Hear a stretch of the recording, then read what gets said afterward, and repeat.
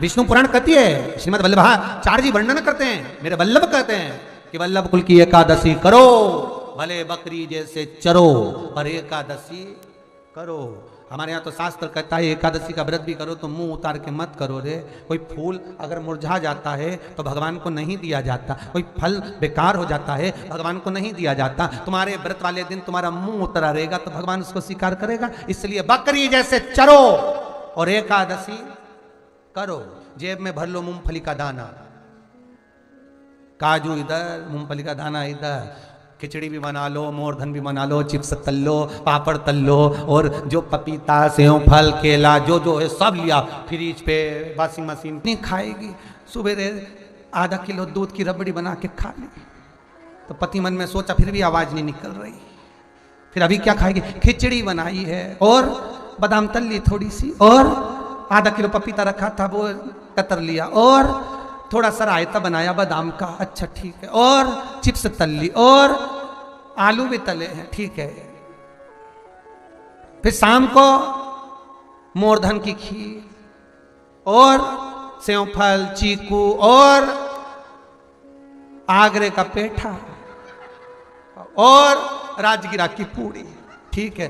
फिर रात को अभी आधा किलो दूध मंगवाई, थैली गरम करके उसमें थोड़ी सी ड्राई फ्रूट्स डाल के मखाना पीस के उसकी खीर बना लो। बस केवल खीर नहीं, पपीता रखा है।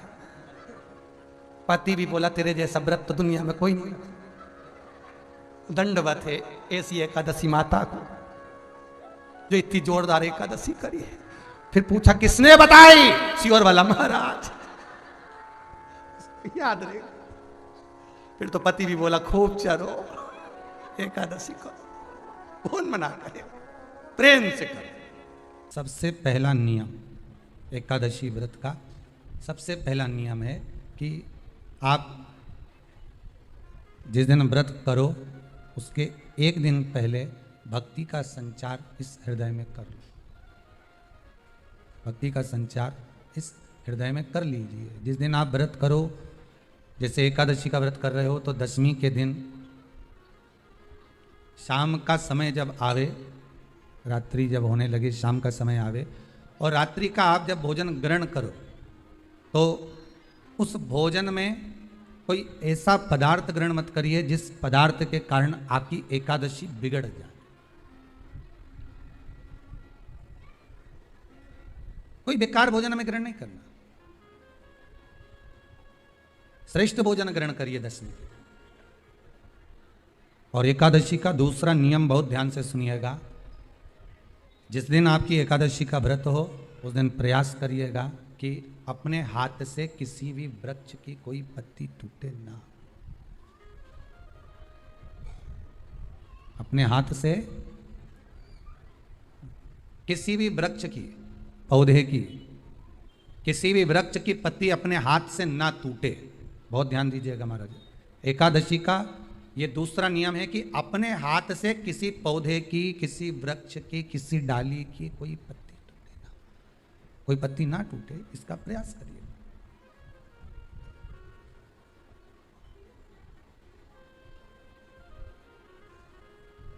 कितना सुंदर व्याख्यान कहा है, कितना सुंदर वर्णन है महाराज कि मात्र एकादशी का व्रत कर लेने पर, मात्र एकादशी का व्रत कर लेने पर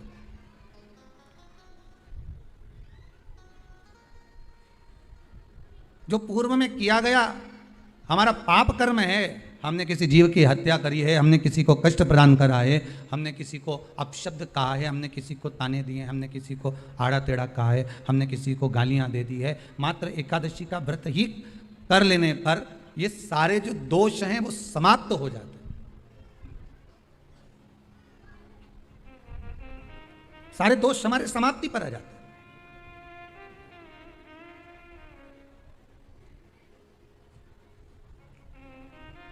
अब एक विचार करिएगा थोड़ा सा अपने मन में, अपने चित्त में, अपनी वृत्ति में एक बात उतारिएगा, एक अपने मन में एक बात को उतार कर रखिएगा कि आप अपने पाप को, अपने पाप कर्म को जिस दिन छिन्न करने वाले हो, समाप्त करने वाले हो, अपने पाप को आप जिस दिन समाप्ति पर लेकर जा रहे हो, तो उसके एक दिन पहले आपको प्रसन्नता होना चाहिए कि नहीं होना चाहिए कि कल मेरा पाप कटने वाला है, कल मेरा पाप समाप्त होने वाला है। जो मैंने पाप कर्म करा है वो समाप्त होगा, जो मैंने पाप कर्म करा है वो कल समाप्त हो जाएगा। तो एक दिन पहले आपके चेहरे पर प्रसन्नता हो कि ना हो, और चेहरे पर वो प्रसन्नता आपके आना चाहिए कि कल मेरा एकादशी का व्रत है, आज दशमी है, कल एकादशी का व्रत है, तो कल मेरी जब एकादशी का व्रत रहेगा तो मेरा ना जाने कितना कितना पाप, कितना कितना असत्य, कितना कितना झूठ, कितना कितना प्रपंच वो समाप्त हो जाएगा। इसमें मुझे प्रसन्नता हो, इसमें मुझे आनंदता हो।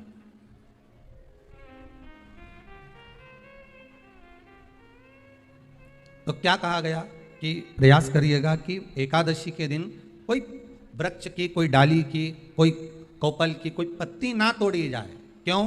तो कहा अगर उस पत्ती को हम तोड़ देते हैं, वृक्ष की पत्ती को या क्यारे में लगी हुई कोई डाली की पत्ती को हम तोड़ देते हैं तो एकादशी का पुण्य फल प्राप्त नहीं होता, एकादशी का कोई फल हमारे खाते में नहीं जाता, पुण्य फल प्राप्त। अब फिर भले तुम चाहे तुमने मोरधन खाया हो, चाहे तुमने फिर चिप्स खाई हो, चाहे तुमने फिर व्रत का कितना ही सामान खा गए और तुमने सोचा कि आज मेरी एकादशी है, तो फिर उसका कोई फल प्राप्त नहीं, उसका कोई सुख प्राप्त नहीं आपको, फिर उसका कोई आनंद प्राप्त नहीं आपको, तो उसमें कोई आनंद की अनुभूति आपको नहीं मिल रही है।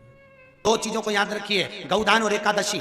श्रीमद वल्लभाचार्य जी ने मायावत का खंडन करा था जगन्नाथपुरी में, और श्रीमद वल्लभाचार्य जी ने कहा था एकादशी मरने के बाद मत दो, एकादशी जीते जी दो। कहा था कि नहीं कहा था? जीते जी दान करिए। इसलिए जगदीश में, जगन्नाथपुरी में एकादशी उल्टी लटकी हुई है। करें अपने दर्शन, जगदीश में एकादशी को उल्टा लटकाया। क्यों? क्योंकि वल्लभ ने कहा कि एकादशी जीते जी दो। कई पंडितों कहते हैं तुम्हारे दादाजी मर गए, जब 12वें का दिन होता है ना तो पंडित जी संकल्प छुड़ाते हैं, दो एकादशी। बड़े बेटे ने 5 दे दी, छोटी बहू ने 3 दे दी, उसने 2 दे दी, उसने 2 दे दी, तो क्या तुम्हारे दादाजी भिखारी थे जो तुम्हारी एकादशी लेकर जाएंगे? और तुम कौन होते हो दादाजी को एकादशी देने वाले? तुमने कौन सा इतने पुण्य कर लिए जो तुमने एकादशी दे दी? एकादशी के दान की महत्वता श्रीमद वल्लभाचार्य जी ने कहा कि कोई व्यक्ति अगर खटिया पर सड़ रहा है, पलंग पर तड़प रहा है, हॉस्पिटल में पड़ा हुआ है, तो निवेदन है कि उसको देखने जाओ तो अपनी करी हुई एकादशी में से 2 एकादशी का दान उसको तुरंत दे दो। क्यों? तो जिससे उसको मोक्ष मिल जाए, मरने के बाद नहीं। क्योंकि मरने के बाद तो वो 10वें के दिन, गरुड़ पुराण में लिखा 10 दिन तक जीवात्मा घर की अटारी पे रहती है। ऐसे ही शिव महापुराण के उपाय देखने के लिए चैनल को सब्सक्राइब करके जाइएगा। श्री शिवाय नमस्ते। कहाँ जाती है? उसको जहाँ जाना है। 3 दिन में उसको भोग भोगना पड़ता है जीवात्मा को। 3 दिन नरक का भोग भोगती है, उसके बाद स्वर्ग का भोग भोगती है। 18 दिन में ये प्रोसेस पूरी हो जाती है। कितने दिन? 18 दिन। 18 दिन के बाद में उस जीवात्मा को धान के खेत में पटका जाता है। किसके खेत में? धान के, चावल के खेत में। इसलिए कहते हैं एकादशी के दिन चावल मत खाओ। कहते कि नहीं कहते? और क्या कहते हैं? द्वादशी के दिन चावल खाना जरूरी है। एकादशी का पालना करना है तो द्वादशी को चावल का 1 गिलास खाओ, तब द्वादशी को चावल खाओगे तो एकादशी लगेगी। चावल नहीं खाओगे तो एकादशी नहीं लगेगी। द्वादशी को चावल खाना जरूरी है। क्यों कहते हैं? क्योंकि धान के खेत में जीव को छोड़ा जाता है, उस धान के खेत में, चावल के खेत में जीवात्मा रहती है। उसको चिड़िया खाती है तो चिड़िया के रूप में जन्म लेता है, मनुष्य खाता है तो मनुष्य के रूप में जन्म लेता है। इसलिए एकादशी के दिन चावल नहीं खाया जाता, क्योंकि एकादशी के दिन हम चावल खाएंगे तो जीव हत्या का दोष लग जाएगा। फिर कब खाना है? द्वादशी के दिन। द्वादशी के दिन क्यों खाया जाता है? क्योंकि हम एकादशी के व्रत करे रहते हैं, और पहला घासा जब चावल का खाते हैं तो अपनी करी हुई एकादशी का पुण्य, जितने जीव हमारे मुंह में जाते हैं उनको उसका पुण्य मिल जाता है, और उनका फिर जन्म नहीं होता, वो तर जाते हैं, उनको एकादशी का भाग मिल जाता है। इसलिए कहते हैं एकादशी को चावल मत खाओ, पर द्वादशी को। वल्लभाचार्य जी ने जगन्नाथपुरी में एकादशी को उल्टा लटकाया। आप लोग गए होंगे तो देखा होगा कि जगदीश में, जगन्नाथपुरी में एकादशी उल्टी लटकी। कारण क्या था? खूब विरोध करा गया श्रीमद वल्लभाचार्य जी का कि तुमने एकादशी को उल्टी लटका दिया जगन्नाथपुरी में। क्यों लटकाया? उसका कारण क्या था? श्रीमद वल्लभाचार्य जी ने कहा, आप कहते हो कि कोई मरे तब एकादशी का दान दीजिए, आप कहते हो कि कोई मरे तब अन्न का दान दीजिए, आप कहते हो कि कोई मरे उसके बाद में आप ये दान दीजिए। श्रीमद वल्लभाचार्य जी ने एकादशी को उल्टा लटका कर कहा कि एकादशी का अगर दान करना है तो पहले एकादशी करो, और एकादशी करने के बाद उस एकादशी का फिर दान करो जीते जी। उस एकादशी का फिर दान होना चाहिए। किसी भी चीज का उद्यापन करो, 16 सोमवार का उद्यापन करो, चाहे तुम शुक्रवार का उद्यापन करो, चाहे तुम सोमवार का उद्यापन करो, चाहे तुम एकादशी का उद्यापन करो, चाहे तुम प्रदोष का उद्यापन करो, चाहे तुम जिस भी व्रत का उद्यापन करो, शिव महापुराण की कथा कहती है अपने घर के लोगों को गिनने से पहले बाहर के लोगों को गिनना जरूरी है। थोड़ा ध्यान देना।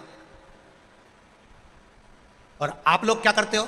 उद्यापन में सबसे पहले अपनी जेठानी को गिन लिया, इसको गिन लिया, उसको गिन लिया, उसको गिन लिया। और शिव महापुराण की कथा कहती है जेठानी तो तुम्हारे यहाँ का भोजन करेगी क्योंकि रिश्तेदार है, ननन तुम्हारे यहाँ का भोजन करेगी क्योंकि रिश्तेदार है, तुम्हारी देवरानी भोजन करेगी क्योंकि रिश्तेदार है, तुम्हारी चाची सास भोजन करेगी क्योंकि रिश्तेदार है, तुम्हारी काकी सास भोजन करेगी क्योंकि रिश्तेदार है।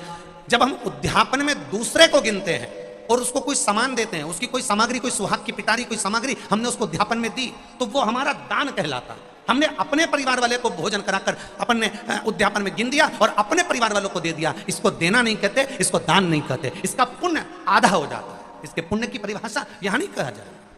अब और सरल भाषा में समझ लीजिए। कई माताएं कहती है हमने तो अपनी बेटी को यह सामान दे दिया, मतलब हमने खूब दान कर दिया। अब एक बहुत अच्छे से समझ लेना, हमने हमारी बेटी को ये दे दिया तो हमने दान दे दिया, हमने हमारी बेटी को पापड़ बना के दे दिया, हमने तो बहुत दान कर दिया, हमने हमारी बेटी को साड़ी दिला दी, हमने दान कर दिया, हमने हमारी बेटी को सामान दिला दिया, हमने दान कर दिया। बेटी दान लेने की हकदार नहीं है, बेटी अपने मायके का हक लेने को दमदार है। तुम बेटी को एक साड़ी देकर ये मत सोचना कि हम दान दे रहे हैं। बेटी तो खुद कन्यादान में जाती है। आप बेटी को अगर वस्त्र दे रहे हो तो दान नहीं कर रहे हो, आप बेटी को कोई सामग्री दे रहे हो तो दान नहीं कर रहे हो, आप बेटी को कोई सामान दे रहे हो दान नहीं कर रहे हो, आप बेटी के बेटे को 500 रुपए का लिफाफा दे रहे हो, ये दान नहीं कहला रहा है। ये वो अपना हक लेकर जा रही है। आई है माँ बाप के घर में तो साड़ी तो देना पड़ेगी, नहीं देगी तो काले कोट वाला दिला देगा। उसमें ये दान नहीं है कि तुम कह दो कि नहीं साहब हमारी तो हमने बहन बेटी के दान दे दिया, हमने तुम्हारी बहन बेटी के दान दे दिया, हमने तुम्हारी बहन बेटी के दान दे दिया, तो बहन बेटी कहीं भिक्षा मांगे तुमसे? अरे बोलो तो बेटमा वालियों, बोलो बोलो जम के बोलो, तुम क्या भिक्षा मांगो? क्या हम भैया के जाएं तो दान लेके आएंगे? दान लेकर बहन बेटी नहीं आती। बेटी अपने भाई के यहाँ से दान लेकर नहीं आती, बेटी अपने मायके से दान लेकर नहीं आती। बेटी मायके में जाकर अपने माँ बाप से और कहती है कि किसी ब्राह्मण को बुलाकर मम्मी सत्यनारायण की कथा कराकर थोड़ा सा दान दे दो। ये बेटी कहती है। बेटी दान लेकर नहीं आती है, बेटी दान दिलवा कर आती है। और बेटी मायके से अगर एक साड़ी भी लेकर आती है तो वो दान की नहीं, बेटी अपना हक लेकर आती है। जब तक माँ बाप हैं तब तक बेटी लेकर आती है।